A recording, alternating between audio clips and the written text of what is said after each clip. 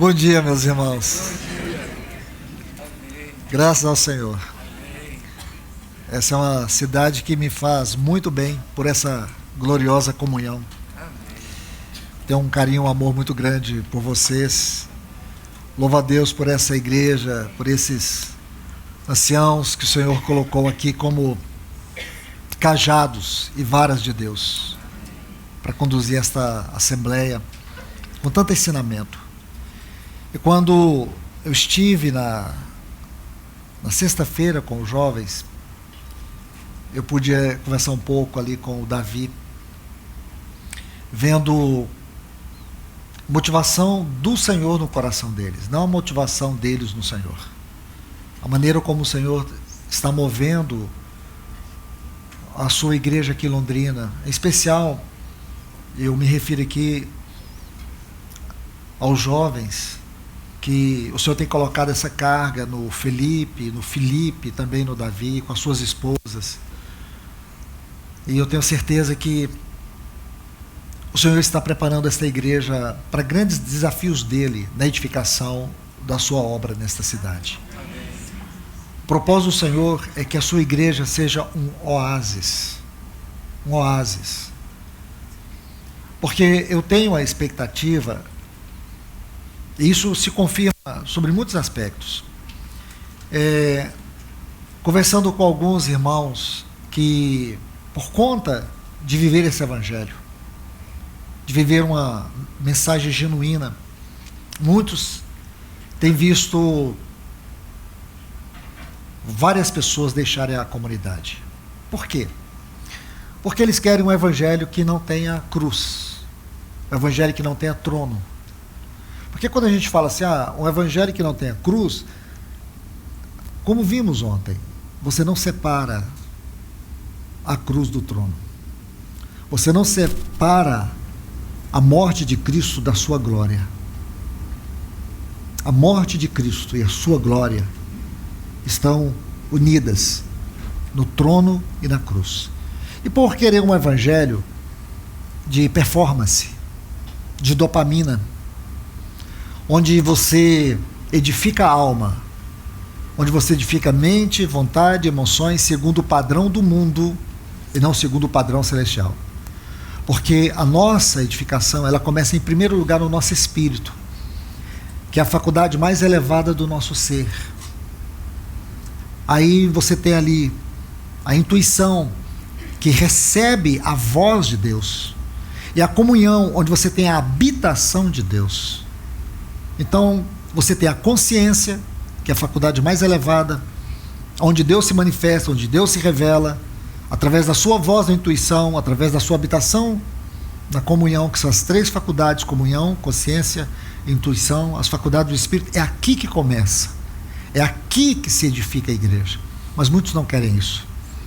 Então eu tenho dito para esses irmãos, amados, muitos hoje estão indo por essa correnteza do cristianismo degradado, mas eles não vão conseguir encontrar Cristo.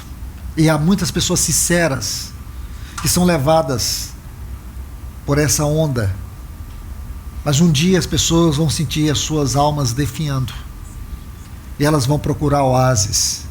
E aonde estarão os oásis de Deus? Onde estarão aqueles lugares onde Cristo tem toda a sua centralidade, onde ele é adorado não como objeto, mas como cabeça da igreja, onde a sua pessoa, a sua obra e a sua glória é exaltada, e não há ninguém que está ali competindo com ele. Tudo converge para ele, tudo está debaixo do seu encabeçamento. São esses oásis que o Senhor está edificando nesse tempo. E eu tenho absoluta segurança no meu coração, e falo isso debaixo das mãos do Senhor, e que Ele guarde esta comunidade. Amém, Senhor. O Senhor tem feito dessa comunidade um oásis nessa cidade. E isso seja motivo não de orgulho, mas de quebrantamento e de responsabilidade de cada um. Porque o dia que o orgulho entrar por essas portas, com certeza o Senhor já terá saído. E eu conheço muito bem os instrumentos que o Senhor colocou nesta comunidade. Eu creio que eles são essas portas. Os anciãos sempre eles cumprem esse papel daqueles que estão nas portas. E esse ponto é fundamental para o trabalho de Deus entre vocês. Então, sou muito feliz de estar aqui mais uma vez. Sou muito feliz de contemplar os irmãos, os encontros de homens que nós temos tido aqui, ver a fome que esses varões que representam nos seus lares, diante de Deus e também nessa comunidade, a autoridade, o governo e a manifestação, a representação do governo de Deus. Que o Senhor vos abençoe ricamente, meus amados irmãos e irmãs. Vamos abrir aqui nossas Bíblias em Apocalipse, capítulo 4. Nós estamos estudando sobre a eternidade do Evangelho, compreendendo o eterno propósito de Deus em Cristo Jesus.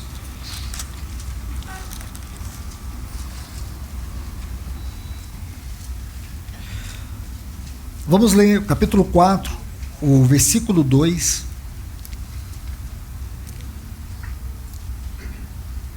Apocalipse capítulo 4, versículo 2, diz: imediatamente me achei em espírito, e eis armado no céu um trono, e no trono alguém sentado. Capítulo 5 e o versículo 6.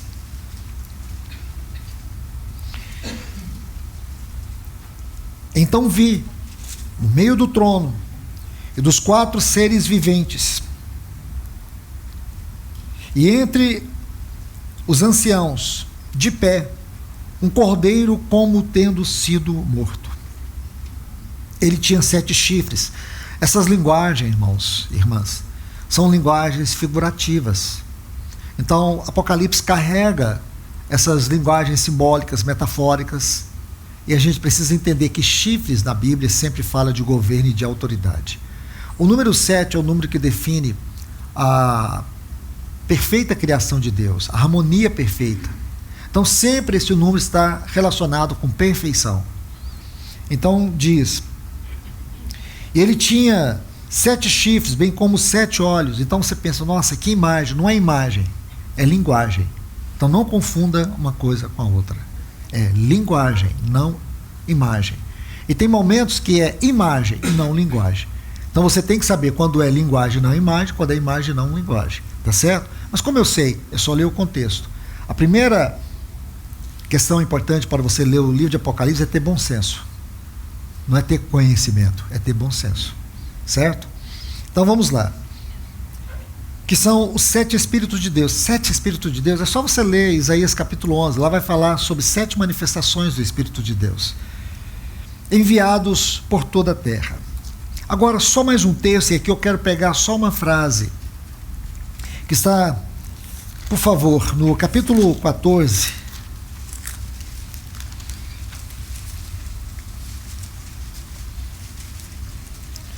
o versículo 6. Vi outro anjo voando pelo meio do céu, tendo um evangelho eterno,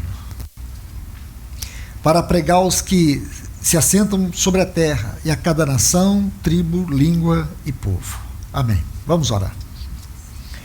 Querido Deus, amado Pai, que alegria é para nós estarmos aqui na Tua presença.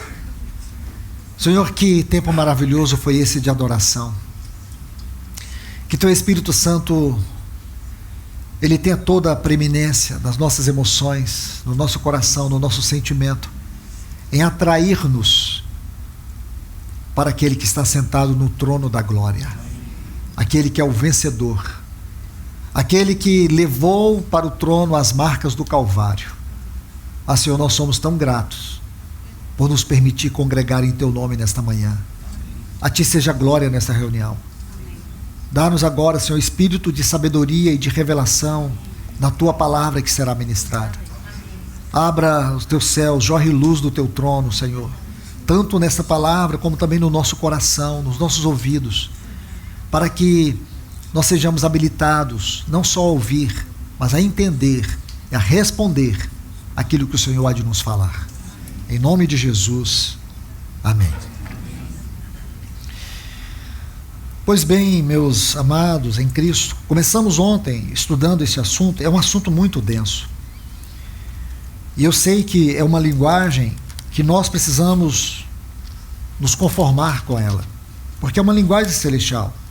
É uma maneira nova de ver a cruz. Mas a gente fala uma maneira nova, eu não me atrevo a dizer que eu sou o autor disso, longe de mim. Mas porque muitos irmãos, eles têm uma visão da cruz limitada ao Gólgota. E aqui nós estamos vendo que a cruz nunca esteve limitada ao Gólgota. A origem da cruz não está limitada ao Gólgota. A cruz, ela deriva do trono de Deus. O trono de Deus e a cruz são dois lugares inseparáveis. Porque se na cruz o Cordeiro de Deus foi imolado, é no trono que ele está assentado, cheio de glória. E agora nós começamos a ver que a salvação, ela não foi um método que Deus usou para consertar um problema que foi ocasionado pelo pecado. A salvação é um plano eterno. A intenção de Deus vai além do tempo. O tempo é simplesmente a menor partícula que compõe a eternidade. O evangelho eterno, ele procede do trono e ele culmina no trono. O evangelho não nasceu em Belém, onde Jesus nasceu, e nem tampouco na cruz, onde Jesus morreu. O evangelho e todas as suas camadas derivam do trono de Deus. Porque o trono da eternidade, ele é a própria eternidade. E quando você vai entendendo essa linguagem celestial, você vai vendo a profundidade da obra de Deus. A cruz, ela cria para nós um significado tão grande, tão profundo, que esmaga o nosso coração, esmaga o nosso orgulho. Qualquer pretensão que tenhamos na nossa vida cristã que não esteja alinhada com o verdadeiro significado da cruz é religiosidade. Irmãos, eu digo para vocês, e estou aberto a ser corrigido, o pecado é algo muito grave, mas existe algo que é tão grave no pecado, e muitas vezes achamos que não é pecado, é a religiosidade. Porque a religiosidade, ela empobrece a fé. A religiosidade nos rouba de ter uma visão mais profunda. E quando eu falo de profundo aqui, ou de profunda aqui, de visão profunda, eu não estou falando de algo que somente alguns têm o privilégio, por conta da capacidade intelectual, teológica, porque estudou, porque tem formação teológica. Somente esses têm capacidade de perscrutar, de compreender. Longe disso. Longe disso. A profundidade espiritual é uma questão de experiência, é de união, é de comunhão com Deus. Deus nunca quis se esconder, Ele sempre quis se revelar. Quando você olha para o capítulo 4 de Apocalipse, você vê alguém, mas você não sabe quem é esse alguém até que você olhe o capítulo 5. Portanto, não temos duas visões, nós temos uma visão em ângulos diferentes. Em um ângulo, o que João vê? Ele vê alguém sentado no trono, alguém cercado de glória, de 4 seres viventes, dos 24 anciãos, que é este conselho celestial. João vê este que está no trono, mas ele não pode dizer quem é. Mas quando ele olha no capítulo 5, ele vê que aquele que está sentado no trono, ele tem um livro selado na sua destra. E esse livro está selado por dentro e por fora. E ninguém na terra, nos céus e nem debaixo da terra era capaz de abrir o livro e nem mesmo olhar para ele. E esta contemplação traz um desespero no coração de João. E aí eu abro um parêntese aqui, porque muito se escreveu sobre Apocalipse. E tudo que foi escrito sobre Apocalipse, ao meu ver, é escatológico. É como se os estudiosos estivessem dizendo para nós aqui: o assunto mais importante de Apocalipse é a sua escatologia. Atentem para isso. Só que agora nós estamos vendo algo. A escatologia não é a essência de Apocalipse. E há razões mais do que suficientes para dizer isso. Porque este livro, ele não é essencialmente um livro, ou estritamente falando, um livro escatológico. Ele é estritamente falando um livro cristológico. Amém. Juntamente com Efésios, Colossenses, Hebreus, Apocalipse, se alinha a cristologia. O ponto central deste livro é cristologia. Veja que antes de Deus mostrar selos, trombeta e taças, mostrar a besta, mostrar a degradação da religiosidade, no capítulo 17 e 18, antes de Deus mostrar o cenário catastrófico do tempo do fim, o que ele mostra?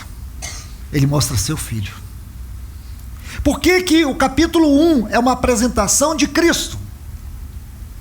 Porque a chave para nós entendermos a vida e o universo é Cristo.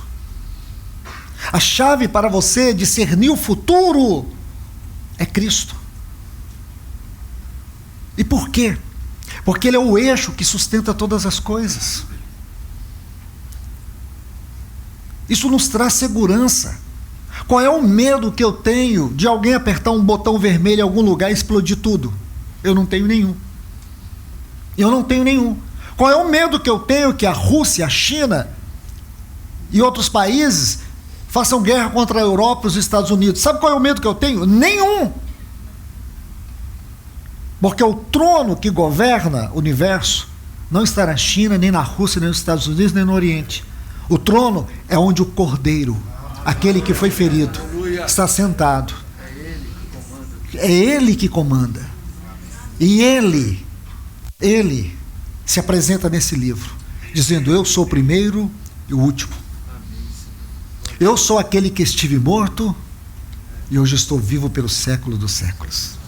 Eu tenho as chaves da morte e do inferno. Ele tem o controle de tudo. Então, o Apocalipse, ele não foi escrito para nos levar a olhar para o futuro. Ele foi escrito para nos levar a olhar para o trono. Compreende? Veja, volte aí, capítulo 1.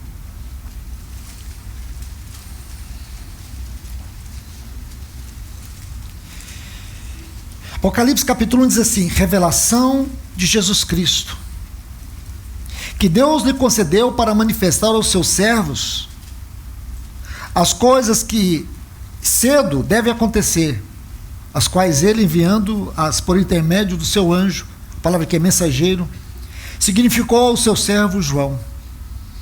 Então, antes de qualquer coisa, antes de você ler essa frase, coisas que devem acontecer, você tem que ver a primeira frase.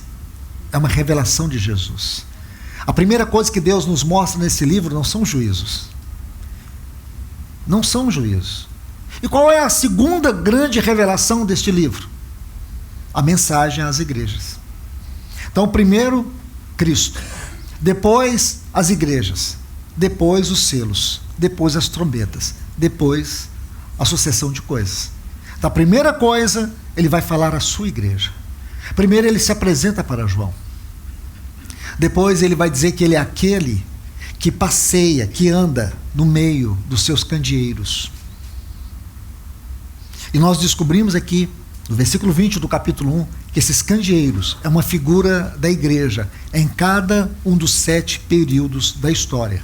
Se você estudar a história da igreja desde o primeiro século até hoje, você vai dividir a história da igreja em 7 períodos. E cada um desses períodos encaixa uma dessas igrejas, de Éfeso até Laodiceia. E o mais curioso é que as 4 últimas, você vai ver a menção da volta do Senhor. O que significa que essas 4 últimas, de alguma forma, elas representam o cristianismo no tempo do fim. Mas o certo é que em cada um desses contextos, o Senhor, ele encontra vencedores. Então, nós tendo esta visão, a gente começa a compreender a mensagem deste livro, que é uma mensagem cristológica. E aqui hoje eu quero mostrar um detalhe muito importante, especialmente nos textos que nós vimos sobre o trono de Deus e do Cordeiro. Porque é isso que esse capítulo 4 e também o 5, ele vai nos levar.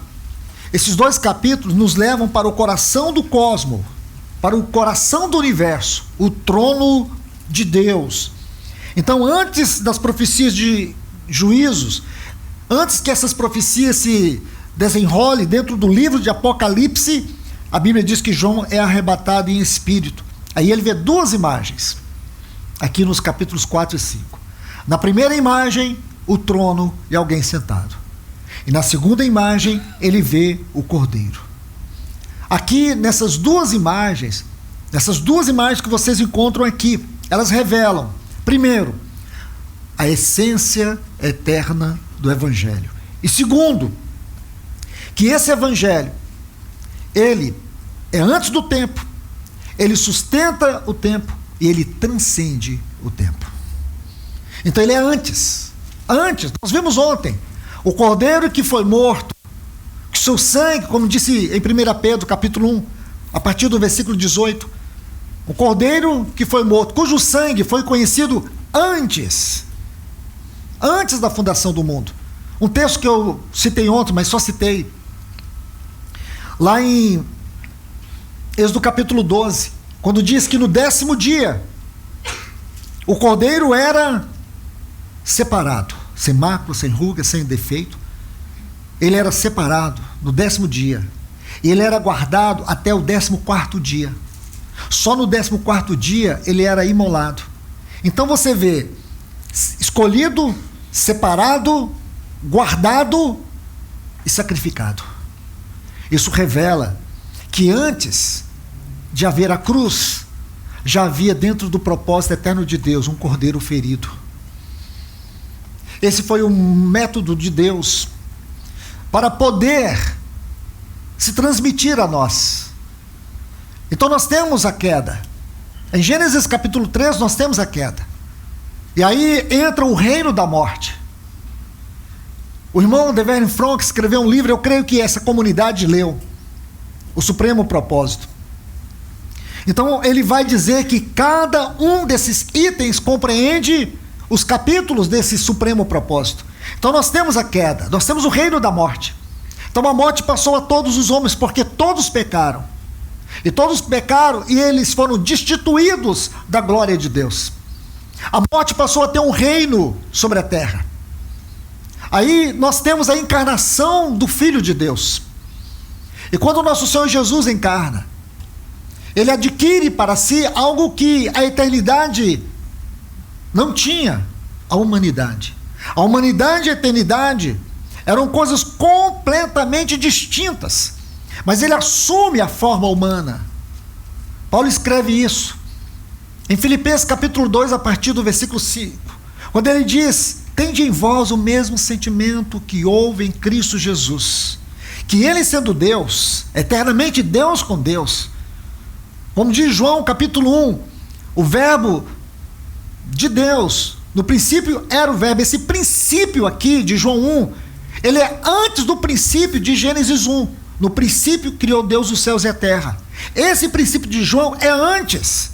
Esse é o princípio dentro da eternidade.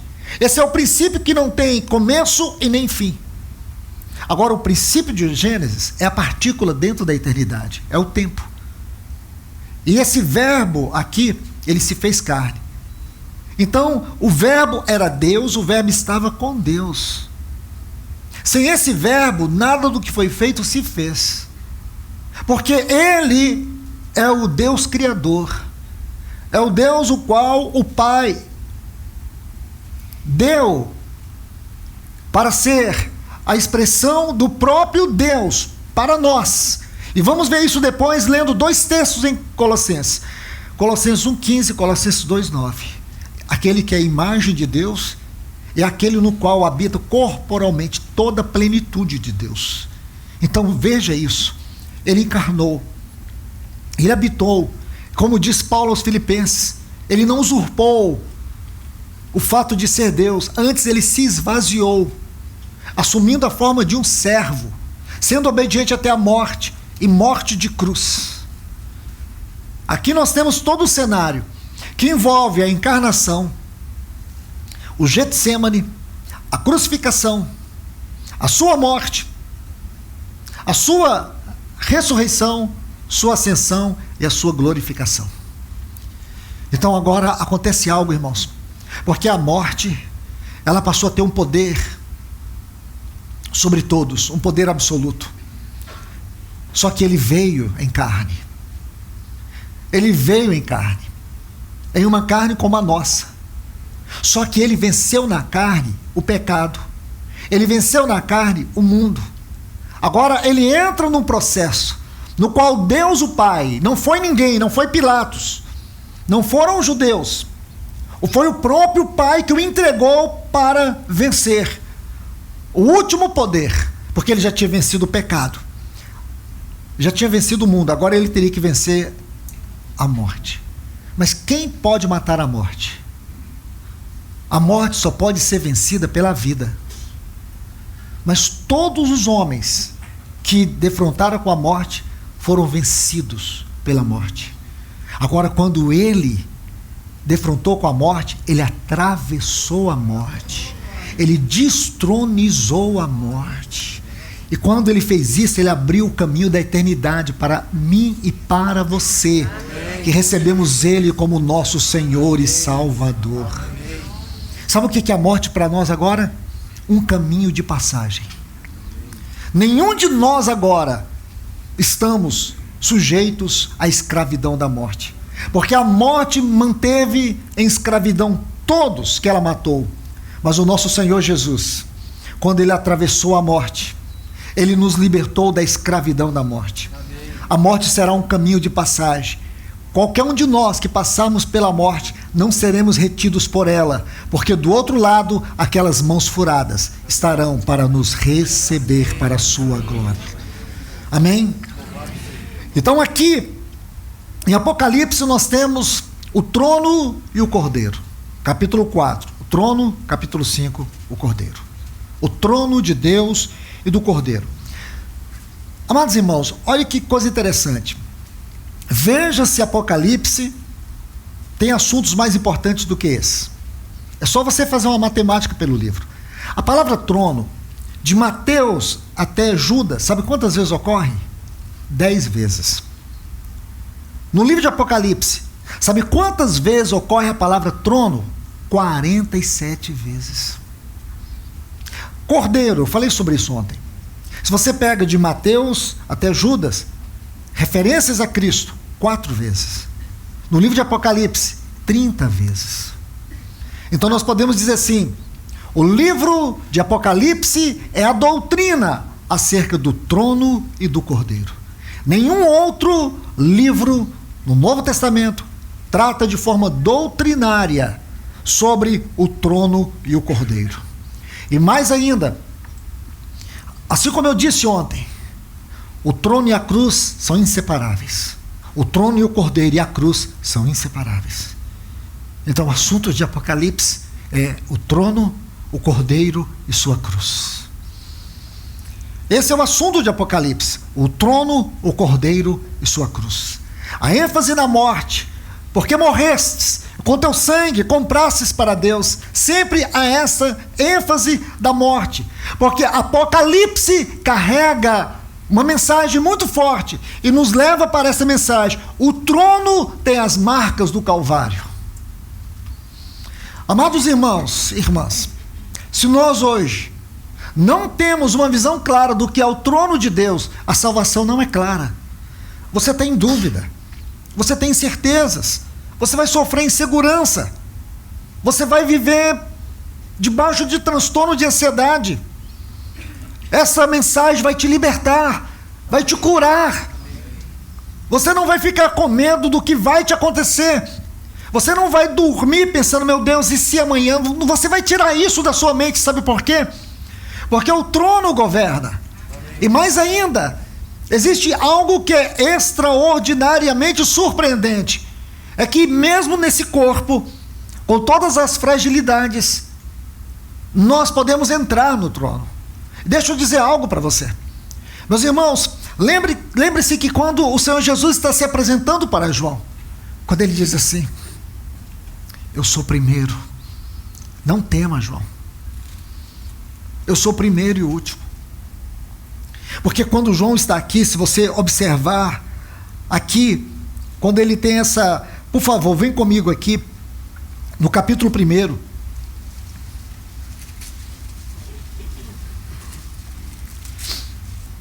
Versículo 17, quando ele tem essa visão, já está bem no fim. Aí ele diz assim: quando vi, eu caí aos seus pés como morto. Está vendo aqui? E ele pôs a sua destra sobre mim. Aí ele diz: não temas, eu sou o primeiro e o último. Eis que estive morto e eu voltei a reviver. Escute isso. Amados irmãos, se o Senhor Jesus aparecesse agora para nós, em glória aqui, sabe o que sobraria de nós? Nada. Todos nós, como João, cairíamos mortos ou mortos aos seus pés. Mas ele fez algo tão lindo, irmãos. Ele pegou o seu espírito e trouxe o seu espírito para dentro de nós, para o seu espírito da habitação. Então, essa dádiva do Espírito Santo é tão preciosa para nós como é a dádiva do sangue de Cristo Jesus. O sangue de Cristo Jesus, ele nos habilita pelo perdão. E o perdão de Deus não é como o nosso perdão. O perdão de Deus não é como o nosso perdão. Nós perdoamos quem merece ser perdoado, não é verdade? Mas o perdão de Deus é perdoar quem não merece ser perdoado. O perdão de Deus significa que para Ele nos perdoar, Ele teve que assumir a culpa. Mas só que Deus não podia assumir a culpa, porque era sobre Ele, e debaixo dele que estávamos tomados pela sua ira. Nós estávamos debaixo da sua ira. Sabe o que Deus fez? Ele pegou o seu filho e colocou toda a nossa culpa sobre o seu filho. E toda a ira que era contra nós, Deus derramou sobre Cristo na cruz do Calvário. Então você vê o que é isso? Ele assumiu o nosso lugar de culpados. Ele assumiu o nosso lugar de condenados. Então sobre ele o Pai desferiu toda a ira que era contra nós. E nós fomos julgados em Cristo Jesus. Não há condenação para aqueles que estão em Cristo Jesus. Não há condenação para você, minha irmã e meu irmão. Foi isso que Deus fez. Então o sangue nos cobre. O sangue nos cobre por fora. O sangue nos cobre por fora do trono. O sangue nos cobre. E o Espírito Santo nos habilita por dentro. Então hoje nós podemos sentir a presença real de Cristo na nossa vida. Então isso é maravilhoso. Porque Ele vem por dentro. Ele vem porque o Espírito Santo é o Espírito da habitação. É assim que ele é conhecido em João capítulo 14. O Espírito da habitação. Ele veio para nos habitar. E veio também para nos habilitar. Aí o que Hebreus vai dizer no capítulo 4, versículo 16? Achegai-vos, portanto, ao trono da graça. Isso é demais, irmãos. Essa é a vida cristã mais elevada. Essa é a vida cristã que te tira de amarras, de escravidão religiosa, de limitações espirituais. Esta é a realidade que tira de você aqueles mediadores, usurpadores, que querem pegar a sua mão para dizer que você só pode ir se for seguro na mão dele. Isso não é verdade. Nós não precisamos que ninguém nos estenda as mãos, porque aquelas mãos furadas continuam estendidas, abrindo o caminho para nós. Você pode entrar. Aí o escritor aos Hebreus ainda coloca mais um capítulo. No versículo 19 do capítulo 10, ele chega a dizer assim: tende, pois, ousadia, liberdade, para entrar no lugar santíssimo, por meio de um vivo e novo caminho que ele nos abriu, mediante a sua carne, que foi rasgada, esmagada, o seu sangue que foi derramado. Aí, para concluir, no versículo 20, ele diz assim: tendo, pois, um sumo sacerdote um grande sumo sacerdote. Nós temos esse sumo sacerdote que é esse cordeiro ferido. Que coisa maravilhosa, o trono e o cordeiro. Duas mensagens que a igreja precisa familiarizar-se. E é o livro de Apocalipse que vai nos mostrar. Vamos adiantar um pouco sobre isso. Então não vamos pensar no trono como símbolo da eternidade. O trono não é um símbolo da eternidade. O trono é a própria eternidade. É isso que Deus quer que você veja. Agora vamos ver o cordeiro. O trono e o cordeiro, soberania do Pai e a redenção realizada pelo Filho. E aqui há algo que eu preciso que você veja. Por favor, amados irmãos e irmãs, Apocalipse, no capítulo 5, versículo 6. Porque o trono é a origem, o cordeiro é a revelação. No céu, nem o trono e nem o cordeiro, eles não se competem. Eles se alinham.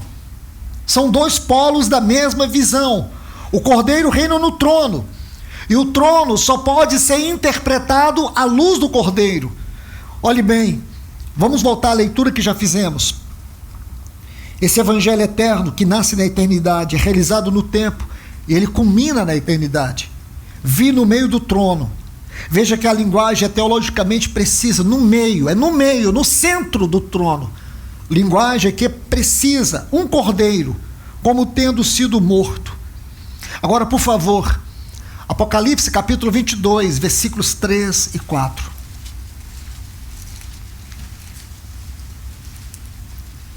Apocalipse 22, versículos 13 e 4. Está falando da Nova Jerusalém. Lembre-se, irmãos, Nova Jerusalém não é uma cidade física. Se você tem essa ideia, tire da sua cabeça. Essa é uma ideia medíocre. A Nova Jerusalém fala da suprema obra de Cristo Jesus. Essa cidade é uma cidade nupcial. É uma figura da igreja gloriosa. Então, muito cuidado em querer restringir essa cidade a uma cidade física. Agora observe, o trono de Deus e do Cordeiro. Essa frase é muito importante. O trono de Deus e do Cordeiro. Quero que você se atente para essa maravilhosa frase. O trono de Deus e do Cordeiro. Estará nela, e os seus servos o servirão, verão a sua face. Que coisa linda, irmãos. Verão a sua face. Agora eu quero mostrar algo para vocês. Porque, irmãos, o que essa cristologia de Apocalipse tem a nos dizer? Por que Deus colocou essa cristologia aqui, com essas riquezas de detalhes, usando tantas formas de linguagem para nos fazer entender o céu que você eternamente viverá? A questão é, aonde nós estaremos? Aqui, quando você olha para esse texto, eu creio que duas perguntas nós temos aqui. Como nós iremos participar desta realidade? Qual é a nossa relação eterna com esse trono e com esse cordeiro? Porque quando você olha capítulo 4, capítulo 5, parece que em torno do trono, e você vai ver que o trono é um lugar de grandes movimentos. Diz que nesse trono tem vozes, trovões, tem muitos cânticos, tem um conselho de anciãos, tem 4 seres viventes. Você vê que o trono é um lugar de muitos movimentos dentro da eternidade. Muitos atos de Deus, muitos decretos de Deus. Tudo isso está ocorrendo diante do trono. O trono de Apocalipse 4 e 5 não é um trono estático, é um trono em movimento. Ele está tendo grandes movimentos. Agora imagine, irmãos, esse é o lugar da extrema manifestação da glória e da santidade de Deus. Eu vou repetir.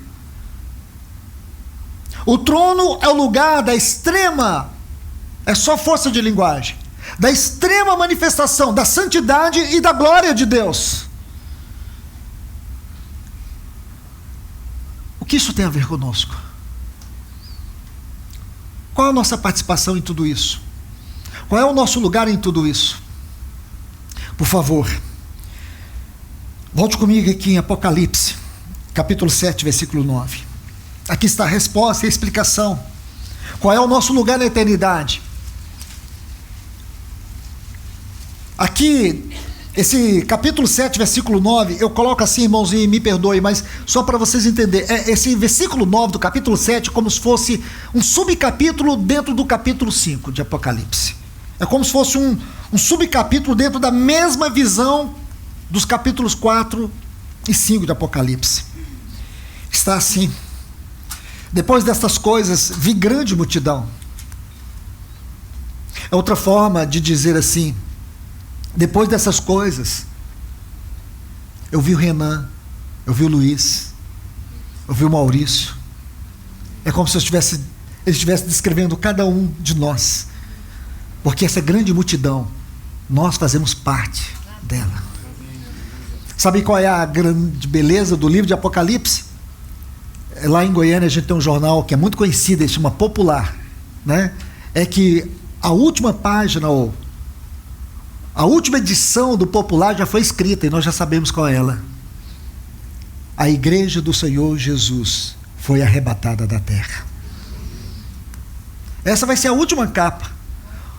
Ou então assim, misteriosamente, muitas pessoas sumiram em Goiânia, em Londrina, e ninguém sabe aonde que eles estão.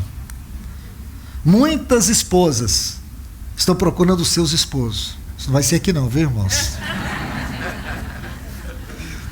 Muitos filhos foram para a escola e não voltaram. Muitos maridos estão desesperados atrás das suas esposas e filhos. Aí no outro dia vem a notícia: Jesus voltou para a sua igreja. Eu creio que essa vai ser a última edição dos jornais.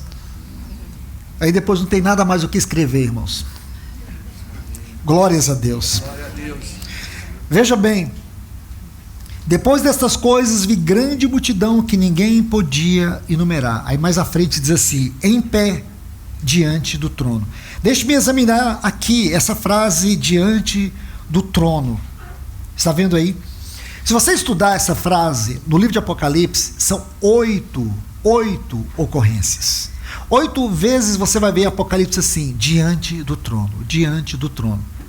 Sabe quantas vezes essa frase vai ocorrer nos demais livros do Novo Testamento? Nenhuma vez. Só aqui.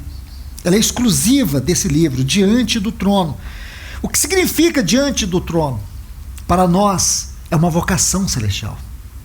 Para nós é a frase que fala da nossa identidade eterna. A nossa identidade, ela será marcada, caracterizada, definida por esta experiência existencial. Aqui está a nossa definição eterna, será diante do trono. Aqui está o nosso destino eterno. Agora, esta palavra diante não é um vocábulo qualquer do texto grego original. O termo aqui é enopion. Sabe o que significa? Está com a sua face voltada para uma outra face. Irmãos, quando nós chegarmos àquela glória, nós não queremos olhar nada, a não ser a face adorável do nosso Senhor Jesus. É exatamente isso que esse texto diz. Às vezes eu fico me perguntando qual foi a dificuldade dos tradutores de traduzir de maneira real. Se eles estavam traduzindo do grego, que eles não se importassem com a linguística, que eles colocassem isso. Uma grande multidão com as suas faces voltadas para a face do Cordeiro. Então, irmãos, eu quero dizer que aquele Cordeiro que está no trono, ele é nosso. Que o trono aonde o Cordeiro está, embora seja o trono da glória, da santidade absoluta de Deus, é o lugar aonde nós nos achegaremos. Eu me atrevo a dizer isso, irmãos, mas é só coisa de quem tem a mente acelerada. Mas às vezes, sabe o que eu vejo, irmãos? Que hoje o trono está totalmente ocupado por essas miríades de anjos. Os 24 anciãos, O Renan me mostrava um texto ontem muito interessante, que nós lemos aqui no capítulo 17, quando o anjo diz para João não adorá-lo, que ele era eu sou teu conservo, isto é, eu sou o teu servo. Ele não disse eu sou o teu irmão. Sabe por quê, irmãos? A filiação é uma propriedade da igreja, dos eleitos, dos redimidos, dos salvos. Nós somos os eleitos, nós somos os salvos, nós temos uma filiação que ninguém poderá tirar de nós, e a nossa filiação é filiação eterna. Essa filiação ninguém pode tirar de nós. Abra sua Bíblia em 1 João capítulo 3.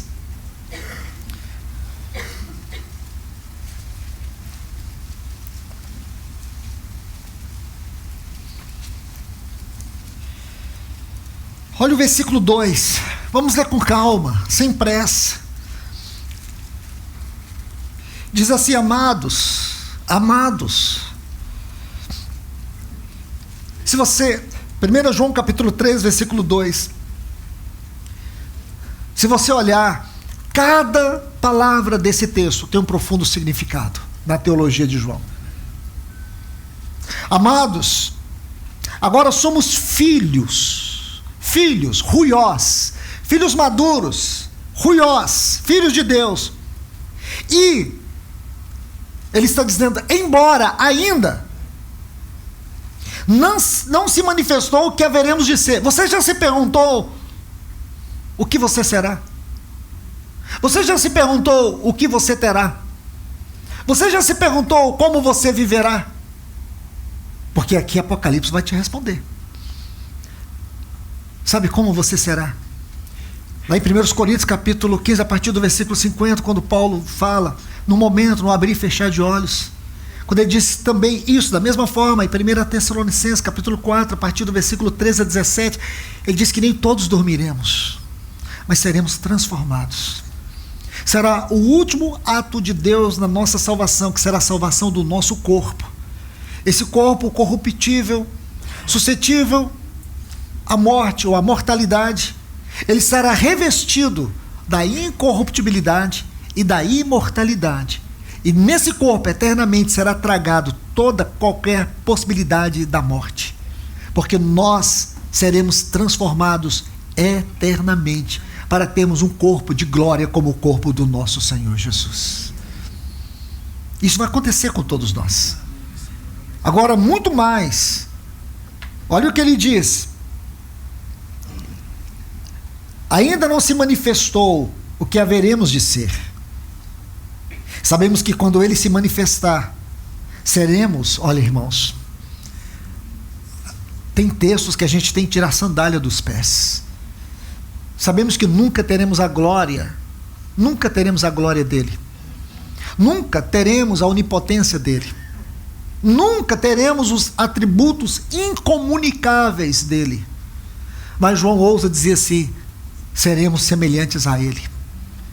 Seremos semelhantes a ele naquilo que são seus atributos comunicáveis, aquilo que ele vai comunicar de si mesmo, a sua santidade, o seu amor, tudo que pertence a ele e que pode ser dele comunicado para nós, nós haveremos de ser. Sabe por quê? Porque ele é o primogênito dentre muitos irmãos. Ele não é o primogênito no sentido de criado, porque a palavra primogênito em Colossenses fala de primazia. Quando fala em Hebreus, quando ele diz: tu és meu filho, hoje te gerei, ele é filho por geração eterna. Ele é filho por geração eterna. Ele é filho por geração eterna na encarnação. Mas ele é o filho eternamente gerado dentro do Pai. Ele nunca foi criado. Ele é eternamente gerado dentro do Pai. Mas ele é gerado no sentido da encarnação. Aí sim, porque isso está no Salmo 8. Porque Deus tinha, nele Deus tinha em mente algo maior. Porque Deus nos deu na encarnação Cristo, não só como nosso Salvador. Deus nos deu Cristo na encarnação para ser o homem medida, para ser a medida de Deus para nós, para que através dele Deus pudesse ter muitos filhos e filhas que pudessem ser conformados a ele. Nós haveremos de ser como ele é.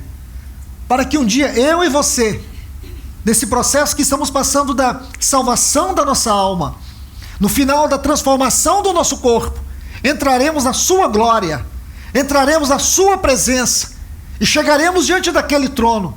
Então, como eu estava dizendo, a imagem que vem na minha mente é como se toda aquela multidão se afastasse e os remidos entrassem e aproximassem do trono, para poder ver o sentido mais profundo daquilo que foi a obra do Calvário e que Deus realizou por meio do seu Filho Jesus. E será nessa hora, irmãos, que toda língua confessará para a glória de Deus Pai que Jesus Cristo é o Senhor. Isso é impressionante, irmãos.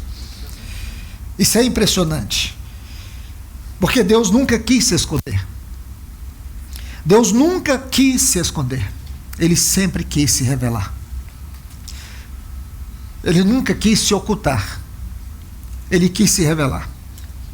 E eu quero aqui ler alguns textos só para a gente concluir por hoje, e a gente segue na outra oportunidade. Salmo 11, o versículo 7. Se vocês não se importarem, eu posso só citar os textos, vocês anotem. A última parte deste salmo diz assim: os retos contemplarão a sua face. O outro texto está no Salmo 17, versículo 15. Diz assim: eu, porém, na justiça contemplarei a tua face. O Salmo 42, o versículo 2 diz assim: quando irei e me verei diante da face do meu Deus. Um dia nós entraremos diante desse trono e nós veremos a face do nosso Senhor. E sabe o que será mais impressionante, irmãos? É que nós teremos sido transformados por causa dessa face, de glória em glória, de provações em provações, de lutas em lutas, de sofrimentos em sofrimentos, de angústias em angústias. Por causa dele, nós fomos transformados na sua imagem. Quando o nosso corpo for revestido dessa incorruptibilidade, dessa imortalidade, aí sim, nós adquiriremos, irmãos, essa face transformada, esse corpo glorificado. Que isso te encoraje, que isso te fortaleça, que o Senhor te abençoe, que você nunca pense em desistir, meu irmão, que você nunca pense em desistir, minha irmã. O Senhor está trazendo a linguagem do céu para o nosso coração. Ele quer que você seja moldado por isso, Ele quer que você seja moldado por essa visão do trono. Você não precisa se angustiar. Quantos aqui podem estar vivendo uma crise profunda no seu coração? Quantos aqui essa semana chegou até a discutir com o seu cônjuge o final do seu casamento? E o que você vai fazer? Vai casar de novo? Você não consegue amar, não consegue perdoar? Quantos aqui estão esmagados por ansiedade, por transtornos psicológicos? Quantos estão aqui escravizados por depressão, por medo, por insegurança? Quantos se sentem cansados demais, desanimados demais?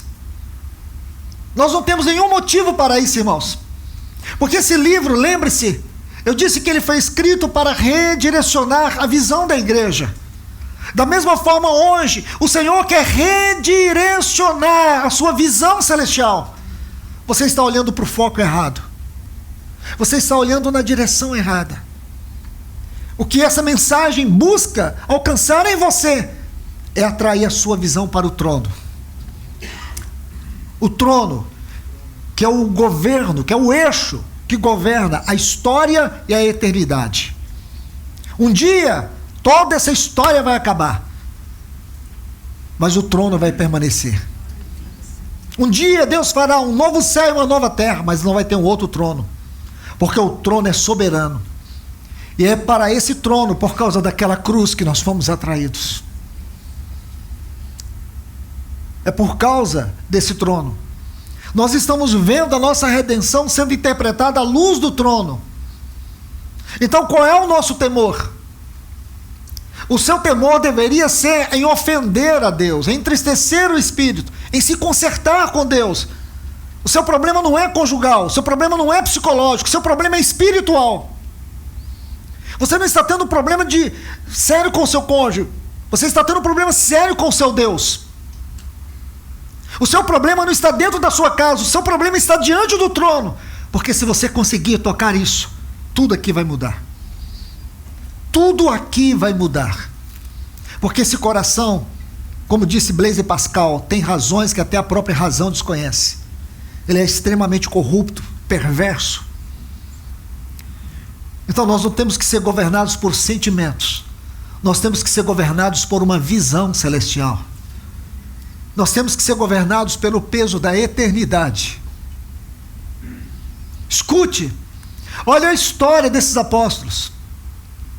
Olhe a história dos pais da igreja. Olha a história de tantos homens, de tantas mulheres que sofreram acusações, rejeições, perdas. Pessoas que foram dilaceradas pela vida, mas eles permaneceram fiéis até a morte. E por que não desistiram? Porque eles foram dominados pelo peso do trono, pelo peso da eternidade. Nós fomos salvos, irmãos, não foi para fugir do inferno. Nós fomos salvos para um dia estar diante do trono de Deus. O trono para nós é o lugar de habitação. Deus quis incluir você no plano do seu Filho. Deus quis colocar você em Cristo. Deus quis. E a maior prova que ele fez isso foi que ele colocou toda a plenitude dele em Cristo Jesus. E ele nos deu Cristo Jesus na cruz do Calvário. Sabe quem estava morrendo naquela cruz? Aquele que foi tomado de toda a plenitude de Deus. E ele não fez isso por anjos. Ele fez isso por você. E ele não fez isso para ter uma igreja fria e indiferente. Ele fez isso para ganhar os nossos afetos. Para ter uma igreja que o ame de todo o coração. Que o tema, que o honre e que aguarde ele chegar. E ele já está chegando. Aquele que vem virá e não tardará. A vida é muito curta. A vinda do Senhor é breve. E nós estamos caminhando na direção dele. Que Deus os abençoe, meus irmãos e irmãs.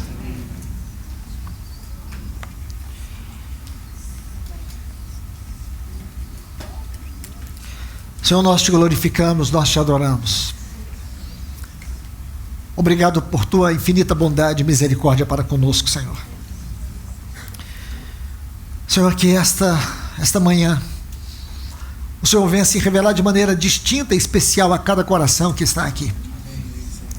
Aqueles corações aflitos, angustiados, desanimados, aqueles casais que estão desistindo do outro. Senhor, muda o foco da visão deles. Faça com que eles olhem para o trono, para que as suas vidas sejam governadas pelo peso da eternidade e não pelos sentimentos do coração. Nos ajude nesta manhã.